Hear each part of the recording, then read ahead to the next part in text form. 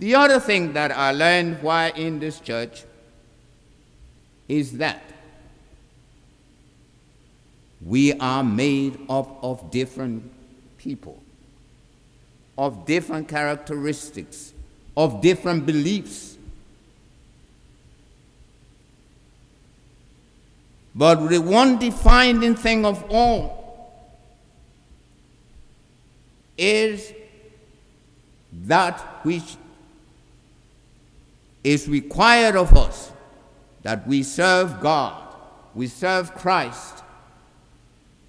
We serve God and we serve Christ with whatever ability we have.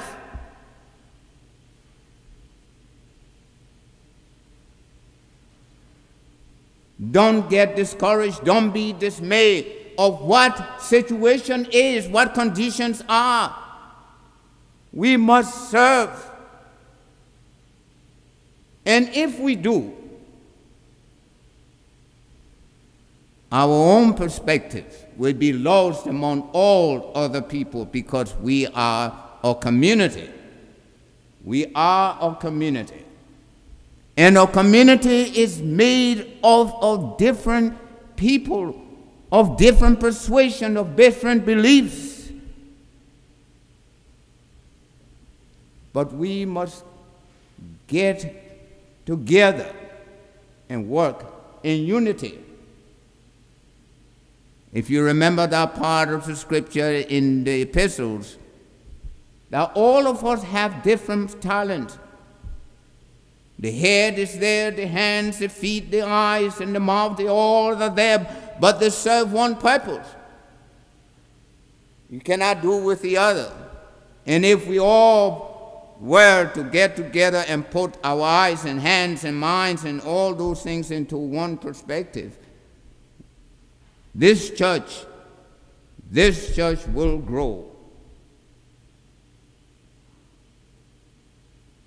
I've been fortunate to serve, since I've been here, under 3 pastors and 2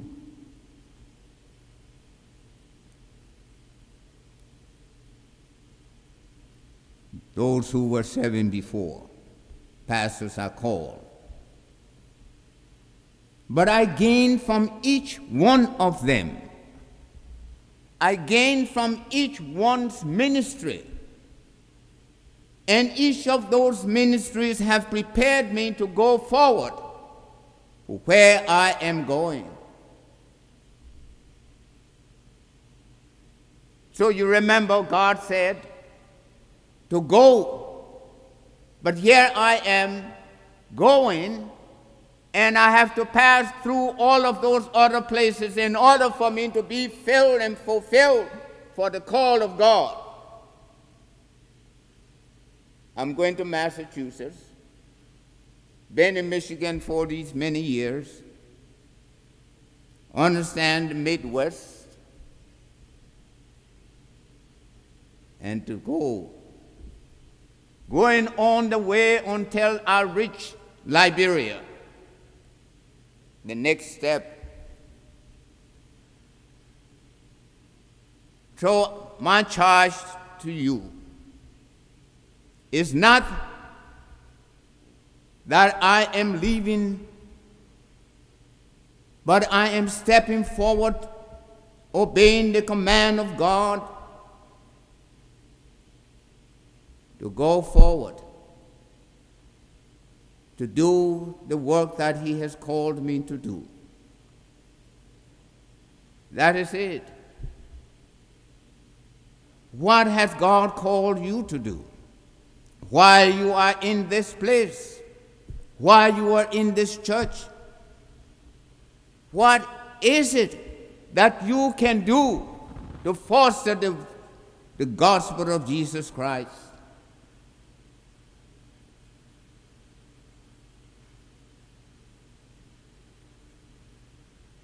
That is it. What are you called to do? What is your command? What is it that you're going to go forward from here today? Thank God that He has given me the ability to gain so much from this place.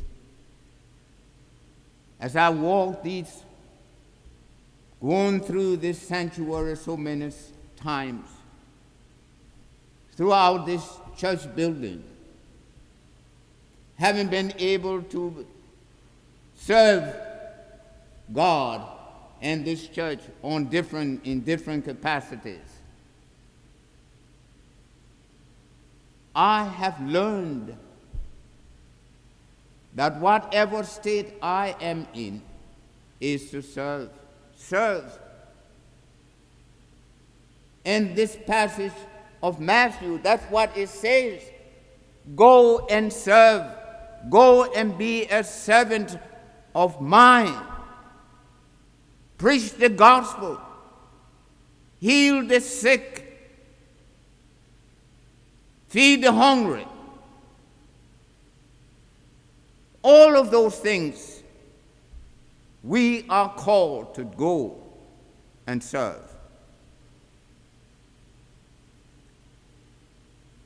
So my being here this morning is to speak of what you have meant to me during these years. You have prepared me to go out. You have prepared me to love. You have prepared me to agree and disagree, but never to forsake that basic principle of service. Not to me, not to you, but the principle of service to God and Jesus Christ. And if I do that, then I would have done what I am called to do, to serve. Go and continue the journey.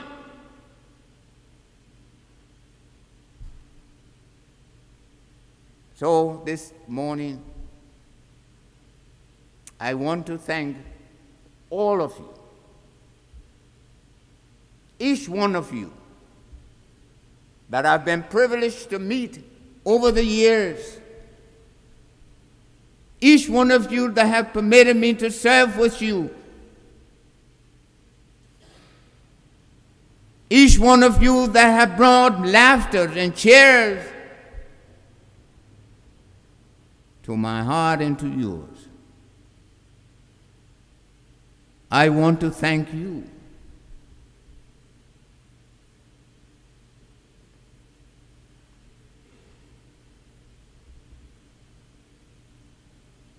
Yes, it is hard to not to be in this place next Sunday. I think those people who prepared this table this morning, this table here, they were trying to play a joke on me.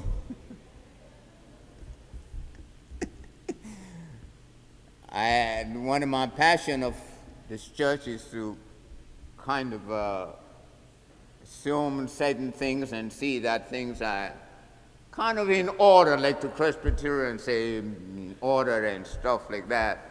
So they wanted to play a little joke on me this morning. When I came in, I didn't see anything on the table, and I said, "What happening, fellows? Who's in charge to fix this table this morning?" And then after they fixed it, they left something off. But you see, this is all what it's about.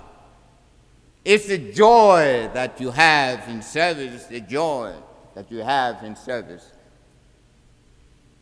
And you have given me that joy and that happiness and that peace that when I come here each Sunday, I feel so uplifted.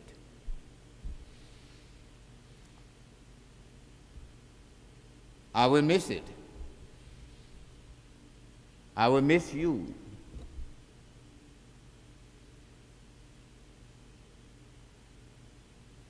I will miss going up those stairs to the office.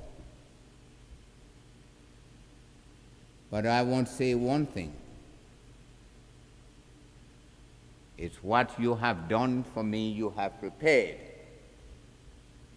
me to go forward and to do God's work. I'm so grateful that God had given me this opportunity to serve in this place, to be a servant.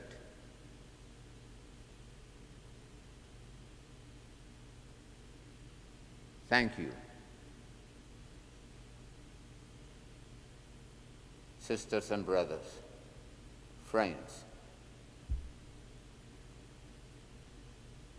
I do not leave this place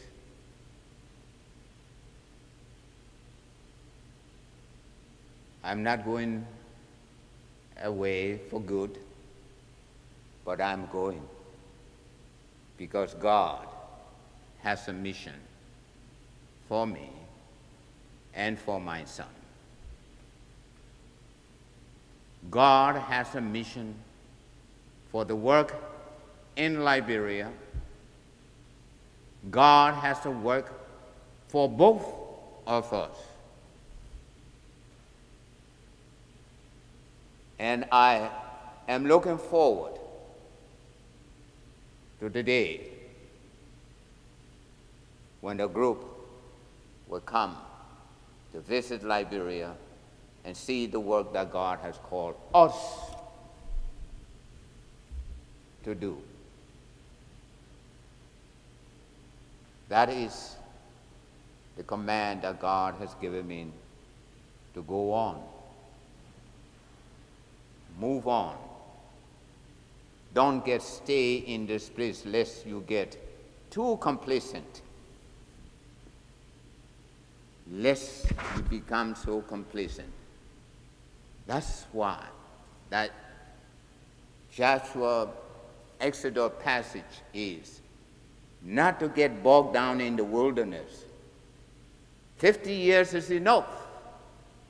I need to get out of this wilderness to move on.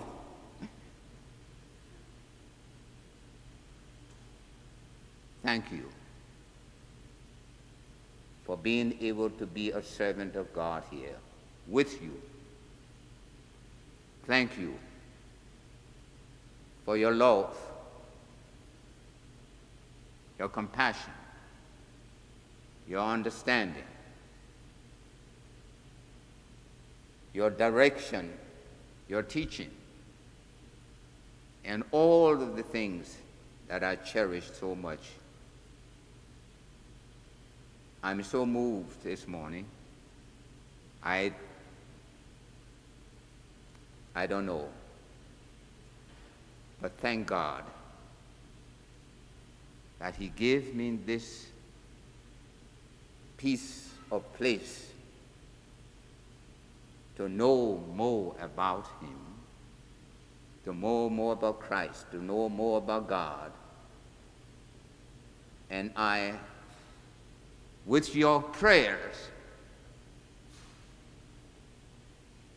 and your thoughts, God, work will be accomplished. The vision will be accomplished. Thank you. May God bless you.